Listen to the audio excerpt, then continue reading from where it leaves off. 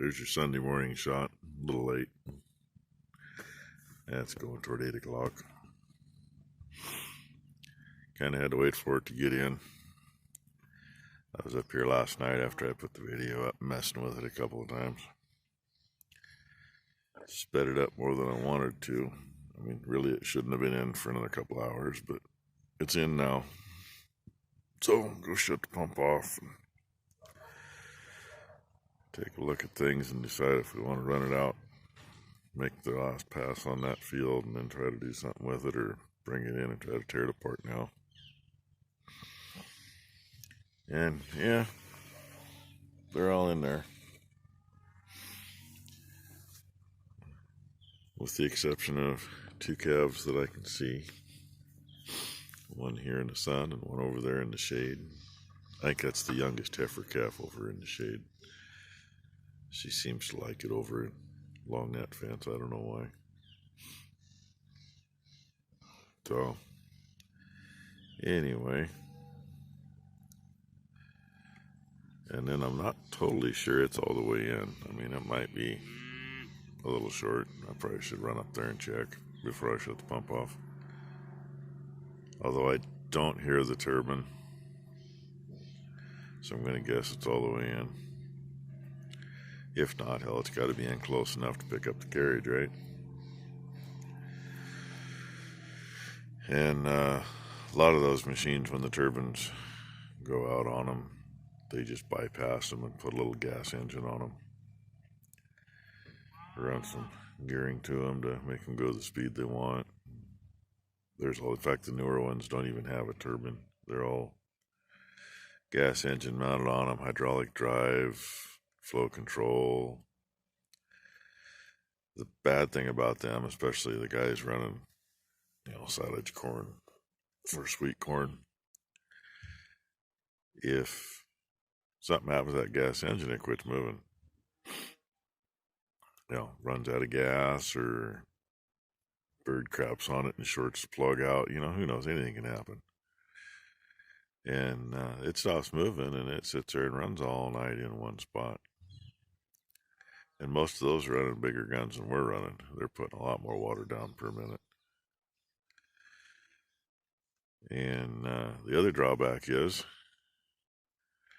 most are run off an electric pump like we got down there. So, they start it up in the evening, and it's heading across the field, and that little motor just keeps it going, brings it in, and something happens in the middle of the night.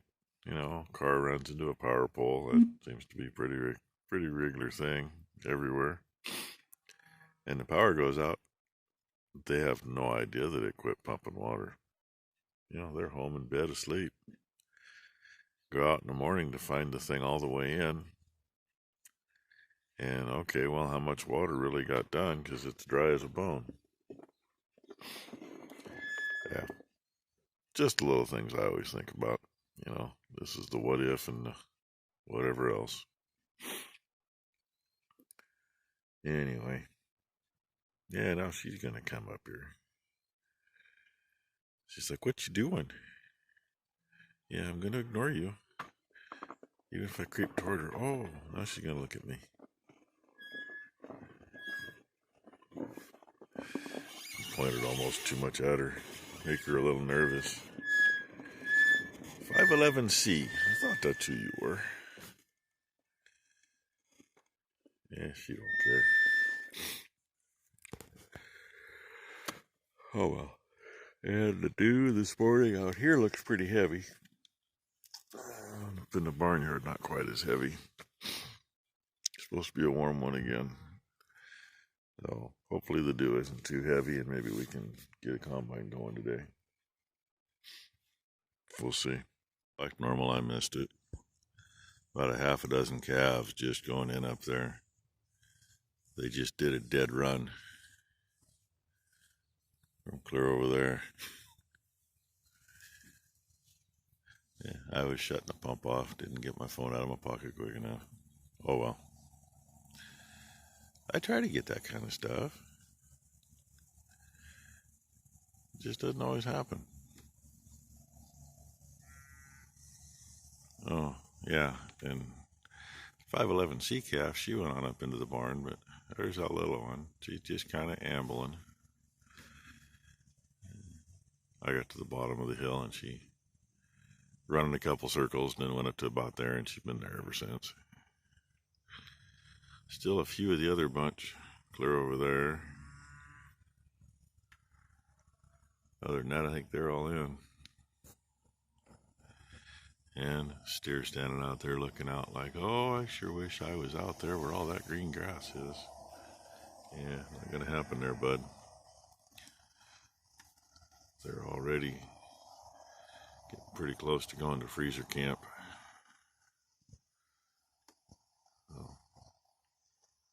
Guess what we're doing? You'll never guess. Yeah. Hopefully get something done today. Already 1 o'clock in the frickin' afternoon. Bad thing is, this is like the fastest I'll be going right now. Because in about a half a mile, I got like 3 miles of straight uphill, which is down a full gear and cross your fingers for. Oh, well, I get around with the big baler in these hills. It's slow moving once you hit a hill. At least with it, I can shift on the go a little bit. And I actually make it up past this road sign with it, usually. Well, that's the fastest I'm going to be for about the next 20 minutes. Gotta love it. Gives me lots of time to count the imperfections in the road. And oh yeah, we've already run into one asshole. There's a lady who drives a fugly colored Subaru wagon that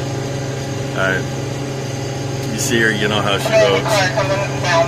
And she ain't upright. She already tried to run into the header when it was back at the bridge, and she was trying to get her to stop there.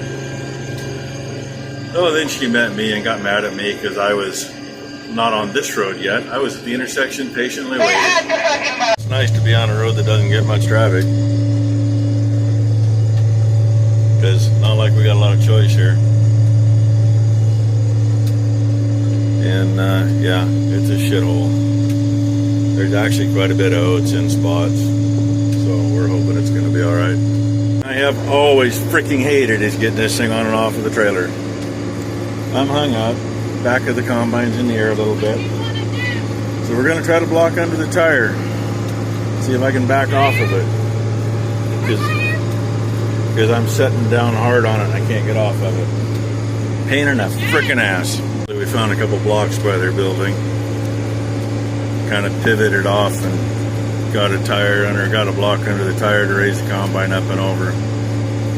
It's always been a pain in the ass. When we had the John Deere, we used to have to dig a frickin' hole to put the tire on the trailer into. This thing lifts higher, but still can't get on and off of it worth a shit. And actually, I do have a set of tires and wheels at home, but I got to do a bunch of modifying to put them on. They'll settle lower, but that don't make it right either. Good, the bad, and the ugly. A lot of this, the grass choked a little bit of volunteer oats there was, and spot right here is not too bad, really. The spot we just came across was pretty thick with oats, but the gophers got it. Gophers and deer diggers and whatever else been through here. So we're just kind of half-assed gravy in this place because there's a lot of strips with absolutely nothing. Not worth it. But remember, we did not plant it. Yeah. We did not plant it. Should give you a little story on this one. The big fire came across the road right up there next to these people's house and stopped in the ditch where they got it stopped. And we got this field disked up. And this is the last one we disked last year on the fire. Last one we disked, period. So wants me to go over there. I'm going over here. It's rougher than shit. So we're not moving very fast. Excuse me, Corona.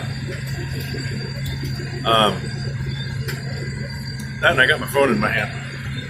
Oh, she's gonna steer. That makes it a little easier.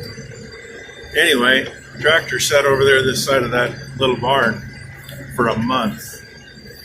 because it rained too damn much. We couldn't even get the tractor out of the field. So that's how nice it was up here. And we're not getting much. Probably really not paying fuel and time, but it's going to be feed for the cows anyway. I know there's going to be a bunch of grass seed in it. Going to be hopefully a fair amount of oats. I don't know if you can see or not. It doesn't look too awful bad back there, but anyway, it is what it is. I'm hoping this is the field I figured was the worst of them. We were gonna pick it up, or are we gonna plow the entire way? Well, you're the one driving. You're the one that has your hand in If you turn up the hill, we'll get there, right? Gotta argue with me. Come on, fucking plow it. Anyway, we were gonna try to make hay up here, but by the time we got to it, it wasn't worth a squat. So, yeah. Then we were gonna just leave it and work it in. Well, we're here. I figure we'll be damn lucky if we get a ton. But we're also not even going to cover half the ground up here. So in the long run, yeah. I was missing a hole back there. That's a ton of feed we didn't have before, right? A lot easier coming off than going on, but still a pain in the ass. I know there's better setups out there.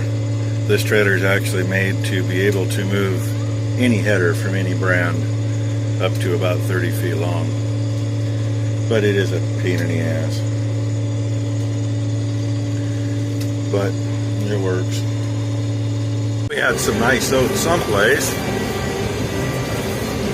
Out of 30 acres up here, there's probably about 4 acres that's pretty decent.